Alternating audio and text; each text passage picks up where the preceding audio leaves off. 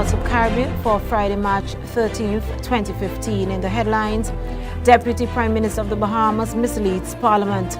Jamaicans to pay more taxes to drive and even more to smoke. And Land for the Landless program unveiled in Trinidad. The details to these and other regional developments up next.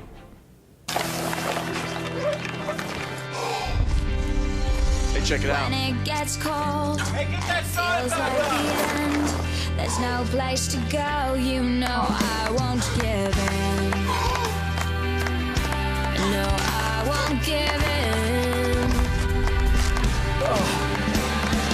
Keep holding on, 'cause you know we'll make it through, we'll make it. In the news, Minister of Works Philip Brave Davis has backtracked from his initial comments that the Bahamas Agriculture and Marine Science Institute's fire damage domes insurance policy had lapsed. Instead, he confirmed that the $2.6 million structure never had all-risk insurance coverage, something that was not revealed until 2 months after it was severely damaged by flames on January 15th. He said this oversight was due to an administrative error. Mr. Davis said the contractor stands fully liable for the construction outlay to date, totaling more than $2 million. However, estimates already submitted to the government peg reconstruction cost at around $5 million.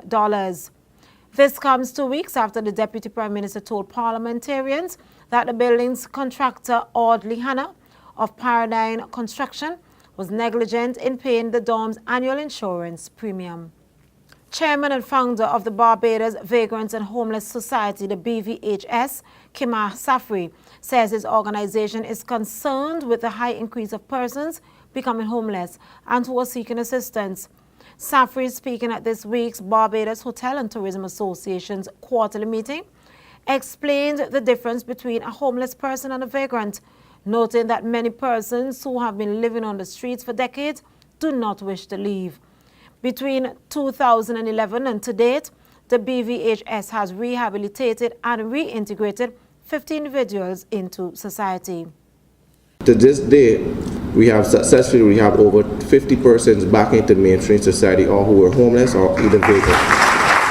Not all of the homeless persons on the street definitely want to come off the street. Some have been there too long. Those persons that don't want to come off the street, and currently we are assisting 240 clients that are homeless and vagrants, and there's a distinction between the two. A homeless person, how we consider is someone living in a dilapidated condition, lost a house of fire, soon to be put out. We're having a lot of that soon to be put out part.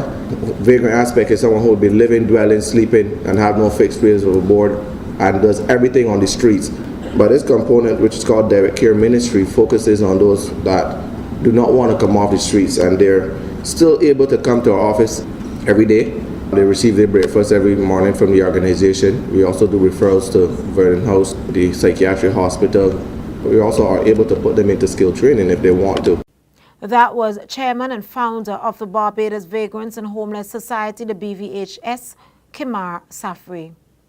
The government of Trinidad has unveiled a $1 billion a year Land for the Landless program, aimed at distributing 3,000 to 4,000 service lots each year for 4 years to qualify nationals. Minister of State and Lands, in making the announcement at the post-cabinet news conference, revealed that Land for the Landless has been redefined to include those persons making as much as $30,000 a month. The original income ceiling was $10,000 a month. He says lands are soon to be distributed, and the ministry will be seeking close to $1 billion in investment from the private sector to get the job done. What we're doing here is trying to find monies to fund the program, because with the reduction in the oil prices and the tightening of the belt by the government, money is becoming available for programs such as these is becoming harder to access. We are looking at this entire exercise to at least have the investment of close to $1 billion a year. This program itself will also fall under the procurement legislation. So persons will now qualify under the Land for the Landless Residential Lots program, whose income is up to a maximum of $30,000 $100,000.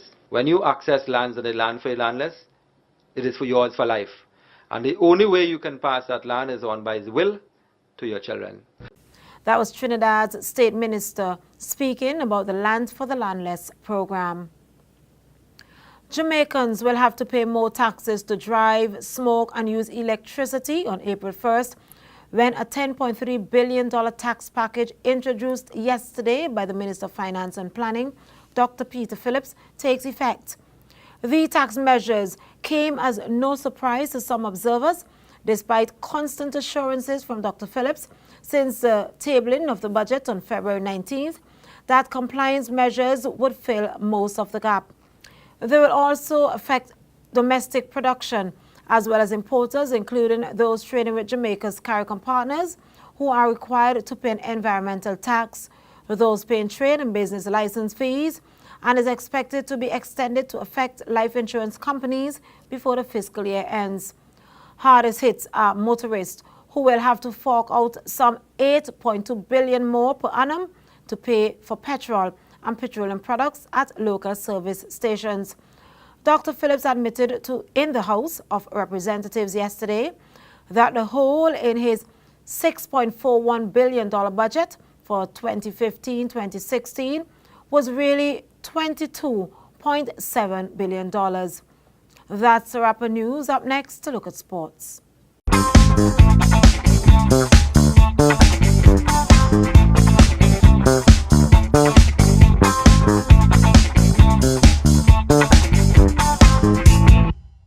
In sports, the largest ever group to visit Sol Rally Barbados from one motor club in the UK is making its celebratory trip this year.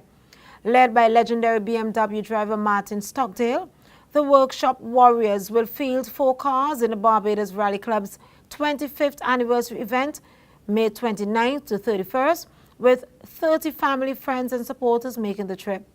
President of the Workshop and District Motor Club, Matt Dale, makes his 15th consecutive appearance, a record among overseas competitors. BRC's chairman Mark Hamilton said, "This is a huge endorsement of the sports tourism impetus behind our event, and we are all looking forward to welcoming the Workshop Warriors and sharing in their celebrations." Finally, Jamaica Under-17 will face the United States of America again on Sunday for a spot in the FIFA World Cup, following the final set of Group B encounters at Estacio Olimpio in Honduras yesterday.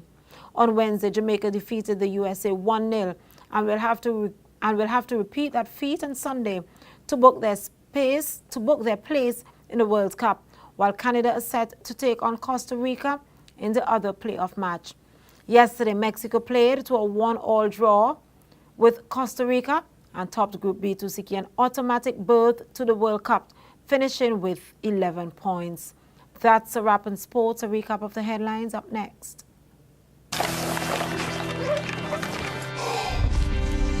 Hey, check it out. When it gets cold, Hey, get that sign feels back like up. the end. There's no place to go, you know I won't give in.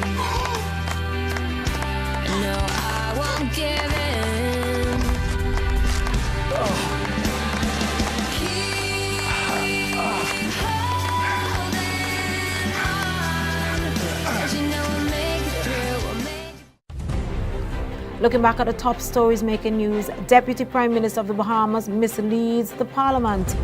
Jamaicans to pay more for taxes to drive and even more taxes to smoke. Land for Landless program unveiled in Trinidad. Remember, for the latest in news, sports and other regional developments in the region, log on to whatsappcaribbean.com, like us on Facebook and follow us on Twitter.